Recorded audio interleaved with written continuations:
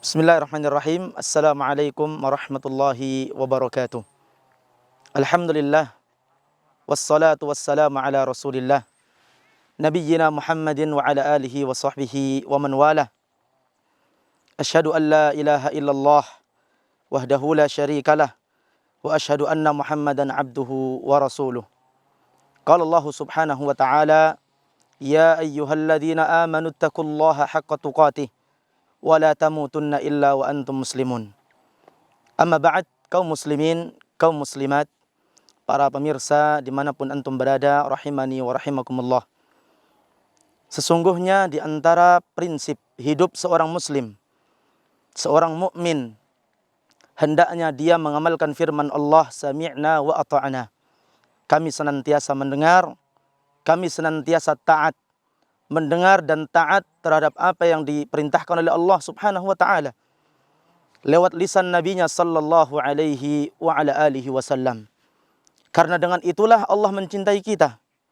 Bukankah Allah berfirman, Qul in kuntum tuhibbunallah fattabi'uni yuhibbukumullah wa yaghfir lakum dhunubakum. Katakan wahai Muhammad, jika kalian mencintai Allah subhanahu wa ta'ala, jika kalian mencintai Allah subhanahu wa ta'ala, maka apa yang harus dilakukan? Yaitu mengikuti aku. Mengikuti aku adalah mengikuti Rasulullah sallallahu alaihi wasallam, suri tauladan kita. Maka jadikanlah ini sebagai prinsip hidup kita. Senantiasa dengar, senantiasa taat terhadap setiap apa yang diperintahkan oleh Rasulullah sallallahu alaihi wasallam. Tidak melanggar peraturannya, tidak melewati batasan yang telah dibataskan oleh Allah lewat lisan Rasulnya sallallahu alaihi wasallam. Karena Allah subhanahu wa ta'ala berfirman, May yuti'ir rasul faqad ata'a Allah. Siapa yang mentaati Rasul sallallahu alaihi wasallam, maka dia telah mentaati Allah subhanahu wa ta'ala. Maka tidak ada hal yang harus dilewatkan oleh seorang mukmin dalam prinsip hidupnya kecuali dia harus saya dengar, saya taat terhadap apa yang disampaikan oleh Rasulullah sallallahu alaihi wasallam. Karena ini jalan keselamatan kita. Rasul sallallahu alaihi wasallam menyampaikan kepada kita bahwasanya kata Rasulullah sallallahu alaihi wasallam, taraktu fikum amrayn. Aku telah meninggalkan kepada kalian dua perkara. Ma in tamassaktum bihima lan tadhillu abada. Jika kalian berpegang teguh dengan perkara tersebut, kalian tidak akan menyimpang. Kalian akan selamat.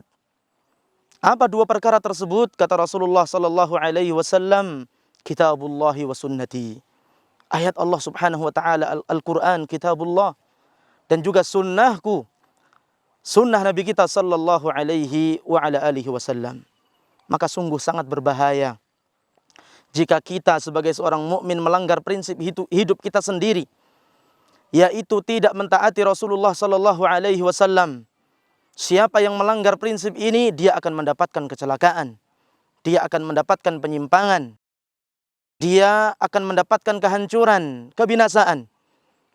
Karenanya Allah subhanahu wa ta'ala berfirman, فَلْيَحْذَرِ الَّذِينَ يُخَالِفُونَ عَنْ أَمْرِهِ أَنْ تُصِيبَهُمْ فِتْنَةٌ أَوْ يُصِيبَهُمْ عَذَابٌ أَلِيمٌ.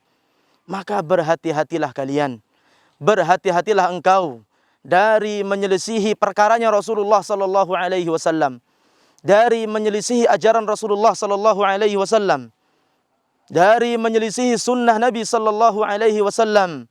Kenapa? Antusibahum fitnah au yusibahum adzabun alim.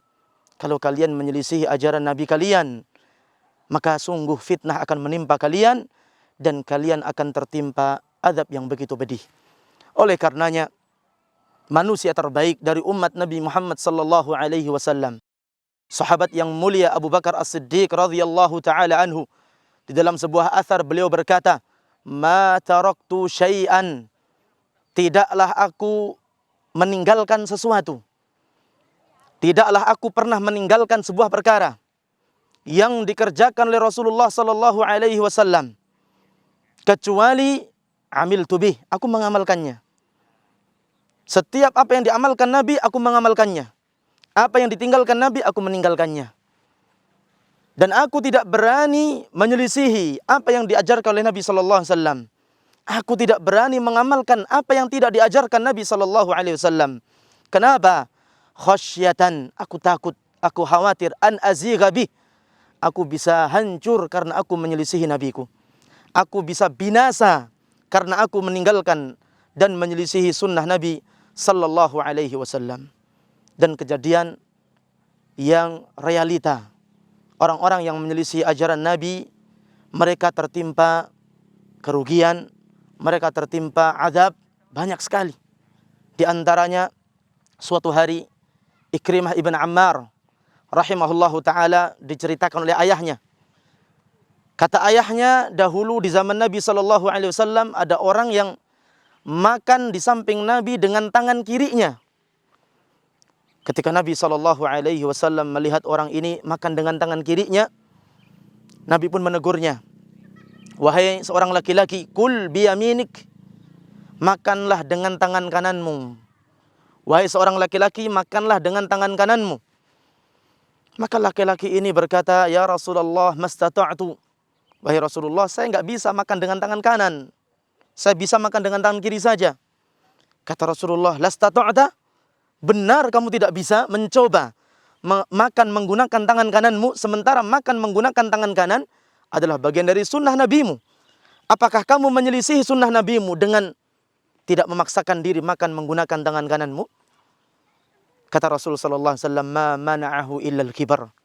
Sungguh tidaklah ada orang yang dia menyelisih ajaran nabinya kecuali asas dan dasarnya adalah kesombongan. Maka kata para perawi athar ini, perawi kisah ini mengatakan, sungguh setelah itu orang ini benar-benar tidak mampu dan tidak pernah bisa makan menggunakan tangan kanannya. Kenapa? Dia menyelisihi sunnah Nabi sallallahu alaihi wasallam. Dalam kisah yang lain, sebagaimana disebutkan dalam athar yang sahih riwayat Imam Muslim rahimahullahu taala, ketika Rasul sallallahu alaihi wasallam bersabda, disampaikan hadis kepadanya, hadis Nabi Muhammad sallallahu alaihi wasallam. Kata Nabi Muhammad sallallahu alaihi wasallam dalam hadis yang sahih riwayat Imam Muslim rahimahullahu taala, "Idza istayqadha ahadukum min naumihi fala yaghmis yadahu fil ina." Jika kalian baru saja bangun dari tidurnya, maka janganlah kalian langsung mencelupkan tangannya di dalam bejana yang ingin digunakan untuk bersuci. Kenapa kata Rasulullah? Karena kamu tidak tahu ketika kamu tidur di mana tanganmu, apakah dia menyentuh hal-hal yang najis atau tidak. Sehingga jangan sampai ketika bangun tidur langsung mencelupkan tangannya ke dalam air yang suci yang hendak digunakan untuk bersuci sampai dia membasuh tangannya terlebih dahulu. Ketika disampaikan hadis ini kepada seseorang, orang ini berkata dan mengejek sunnah Nabi SAW ini, meremehkannya. Dia berkata, ya akhi, wahai saudaraku, saya itu tahu di mana tanganku ketika saya tidur. Untuk apa seperti itu? Maka sungguh ketika dia berbicara seperti ini, menyelisihi ajaran Nabi SAW, dikatakan dalam ayat tadi, dia akan mendapatkan azab. Pada akhirnya, di keesokan hari, tatkala dia bangun tidur, sungguh tangannya, bahkan jari jemarinya, sampai pergelangan tangannya, dia bangun dalam keadaan sudah masuk ke dalam duburnya. Subhanallah. Ini pelajaran penting bagi kita. Dari ayat yang kita sampaikan, dari hadis yang sudah kita ceritakan, dari kisah yang sudah kita sebutkan, mari kita bersama-sama meraih kesuksesan, keselamatan, terhindar dari malapetaka, bala dan musibah dengan cara ittiba, mengikuti sunnah Nabi sallallahu alaihi wasallam, mencintai sunnah Nabi sallallahu alaihi wasallam, istiqamah di atas sunnah Nabi sallallahu alaihi wasallam, dan khawatir jikalau kita terjatuh kepada dosa, meninggalkan sunnah Nabi, meremehkan sunnah Nabi, apalagi sampai kita menentang ajaran dari Nabi sallallahu alaihi wasallam. Mudah-mudahan yang sedikit ini bermanfaat. Wa sallallahu wasallam ala nabiyyina Muhammad wa ala alihi wa sahbihi wasallam. Wassalamu alaikum warahmatullahi wabarakatuh.